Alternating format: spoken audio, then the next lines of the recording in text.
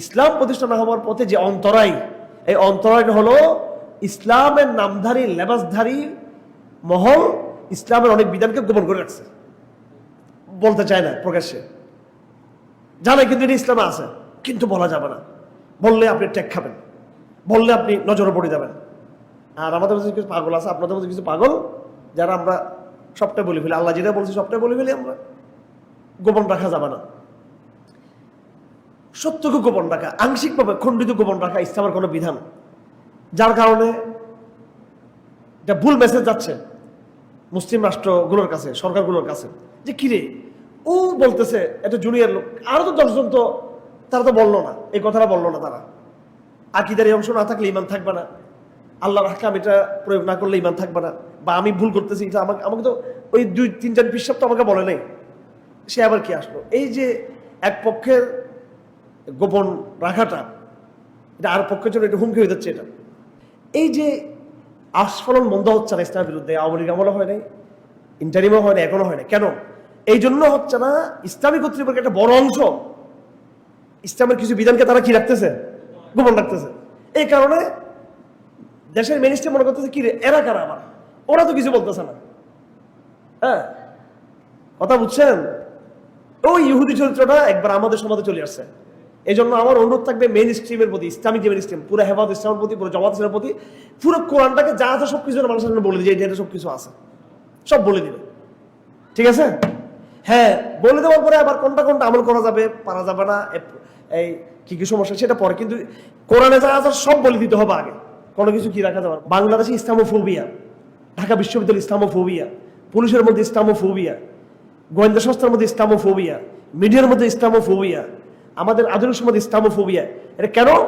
ওই যে একটা বড় কর্তৃপক্ষ ইসলামের, তারা ইসলামের অনেক বিধানকে তারা কি রাখছে, এক ব্যক্তির সমস্ত ইসলাম বন্ধুদের বলা দরকার ছিল, তালেবানরা ইনসাফ কায়েম করেছে, ইসলাম কায়েম করেছে, শরিয়া কায়েম করেছে, তারা আমাদের ভাই, তাদের সাহায্য করা উচিত। আফগানিস্তানের যুদ্ধকে কেন আমরা আনতেছি না, ওখানে কথা বলছি, এই কথা না ওদের পক্ষে বলা যাবে না। পতাকা নিয়ে যখন যুবকরা যখন চাপে পড়ে গেল, যুবকদের বাড়াবাড়ি ছিল, যুবকদের ফ্যান্টাসি ছিল, যুবকদের এখানে সীমালঙ্ঘন ছিল, ঠিক আছে? আর এইভাবে গণহারে কালো পতাকা লাগা, এটা তো ইসলাম তো সমর্থন এইভাবে করো না। কারণ যুদ্ধের ময়দানে তো সাদা পতাকা ছিল, ওখানে কালামা সব জায়গায় লেখা ছিল না, কালামা লেখা ছিল কম। আর এখন গণহারে কালামা লেখা থাকলে সেটা তো পতাকা ছিঁড়ে ছিঁড়ে মারিতে পড়বে, এটা তো ইসলামের দৃষ্টিকোণে এটা ব্যাঘাত হয়ে যাবে নতুন। কিন্তু ভয়ে আমি একজন নেতাকে বললাম যে আপনি এই সময় কিছু করলেন না, বললাম আমি এই সময় তো পারপাস আমি নেই। উনি আপনার সবসময় প্রশাসন তদবিরে থাকেন। আমি বললাম যেহেতু আপনি কোনো থাকেন, আপনি আপনার তাদেরকে বোঝানোর দরকার ছিল। আর প্রশাসন যাকে বলছে তারাই বুঝছে আলহামদুলিল্লাহ। কিন্তু তারপর আবার 2 দিন পরে দেখি হারুন সাহেব, তারপরও কেউ 2 দিনের কথা বললাম না, বললাম তারপরে কেন ও আরো 10 জায়গায় ফোন দিচ্ছে, 10টা হুজুর, এরা বলছে জঙ্গিবাদের পথ, সব জঙ্গি বলে ওই বলছে এটা, ওই যে আল্লাহর আয়াতকে গোপন করছে। আরে ভাই, এটা নর্মাল একটা পতাকার বিষয় ছিল, কিছু যুবকদের মধ্যে ফ্যান্টাসি ছিল, হ্যাঁ, কিছু হয়তো আবেগ ছিল, এটাও ঠিক না, ঠিক আছে, আবেগ বেশি ছিল, এটা নিয়ে আপনার এত মাথা ব্যথার দরকার ছিল কি? এটা কি বাংলাদেশ কি আফগানিস্তান হয়ে গেছে নাকি? এটা ওই যে একটা অংশ গোপন রাখে শরীয়তের বিধান, আর একটা অংশ চাপে পড়ে যায়, তখন এক বহু এটা ইতিহাস রিপিট হয়েছে কেন বলা হয়, ইতিহাস নিজেকে কি পুনরাবৃত্তি ঘটায়, ইতিহাসের পুনরাবৃত্তি। ওই ইহুদি চরিত্রটা এখানের মতো চলে আসছে। এটা সূরা আয়াত নম্বর 178, সূরা বাকরা 174 এবং আয়াত নম্বর 159। ইহুদের চরিত্র ছিল বিধানকে গোপন রাখা। তো পূর্ণাঙ্গ সংবিধান কোরআন এটা কখনো কাদের সামনে ছিল না, ইহুদি কমের সামনে ছিল না। তো আস্তে আস্তে ইহুদিরা কি হয়ে গেল, সেকুলার হয়ে গেল।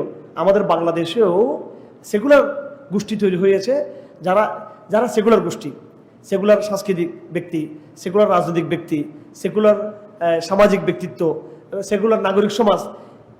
মানে কি এটা? এটা মানে হলো ইসলামকে তারা হজ হলো ইসলাম, ঠিক আছে, ইসলাম যদি জুমার নামাজ হলে ঠিক আছে ইসলাম, কিন্তু ইসলাম যদি চোর হাত কাটে তাহলে ইসলাম নাই আমরা। এই যে কিছু বিধানকে গোপন রাখা, কিছু বিধানকে মানা, এটা একদম সমাজ এস্টাবলিশড, কথা ঠিক না বেঠিক? এটা আমাদের রাজনীতির মধ্যে, আমাদের রাষ্ট্র পরিচালনায়, আমাদের শিক্ষা ব্যবস্থা এটা এস্টাবলিশড হয়ে গেছে। এখন কিছু জিনিসকে গোপন রাখো। আমাদের কলেজ ভার্সিটি তো সিলেবাস আছে সিলেবাস, ইসলামিক স্টাডিজ আছে, ইসলামের কথা তো প্রাইমারিতে আছে, নিম্ন মাধ্যমিক, উচ্চ মাধ্যমিক ইসলামিক কথাবার্তা আছে, এখানে কলেজ আছে, বিশ্ববিদ্যালয় আছে, কিন্তু ওই খণ্ডিত ইসলাম। আল্লাহ পাক এটা বলছেন না, কিছু বিধানকে মানবা, কিছু বিধানকে গোপন রাখবা, কিছু বিধানকে মানবা না, কিছুকে স্কিপ রাখবা, এটা হবে না। তো হুবহু বর্তমান মুসলিমদের অবস্থা হলো ইহুদিদের মতো। এবং এই যে আল্লাহ পাক এখানে ব্লেমটা দিয়েছেন, ব্লেমটা কাদেরকে দিয়েছেন? এটা দিয়েছেন যারা আলেম কর্তৃপক্ষ এদেরকে, ইহুদি যারা অথরিটি এদেরকে দিয়েছেন। এটা ইসলামিক কর্তৃপক্ষরাই এই কাজটা আমরা করতেছি। পূর্ণাঙ্গ ইসলামটাকে আমরা কখনো এইভাবে বয়ান আমরা করতেছি না। তো আল্লাহ পাক কি বলতেছেন, যারা এরকম চলতে থাকবে, গোপন রাখবে, এই গোপন রাখা যেটা ইহুদিদের চরিত্র ছিল, এটা আমি তোমাদেরকে বলে সতর্ক করতেছি, তোমাদের মধ্যে যেন কি না আসে, এই ইসলামের বিধানটাকে গোপন রাখার চরিত্র না আসে।